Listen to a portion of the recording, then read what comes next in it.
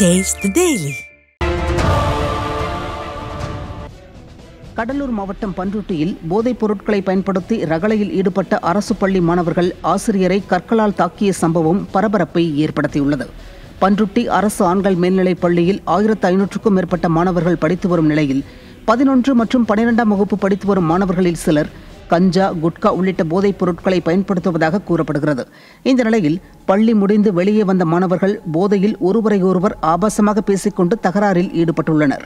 ஆசிரியர்கள் அவர்களை தடுக்க முயன்றபோது ஆசிரியர் ஒருவரை மாணவர்கள் கற்களை வீசி தாக்கியுள்ளனர்.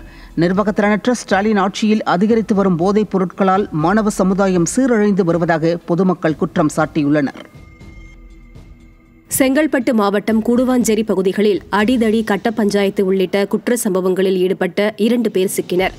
கூடுவாஞ்சேரி துலுக்கானத்தம்மன் கோயில் தெருவை சேர்ந்த விநாயகமூர்த்தி, சக்திவேல் ஆகியோர் அப்பகுதிகளில் வழிப்பறி, கட்ட பஞ்சாயத்து, மது போதையில் பொதுமக்களிடம் தகராறு செய்தல் உள்ளிட்ட பல்வேறு குற்றங்களில் ஈடுபட்டு வந்ததாக கூறப்படுகிறது.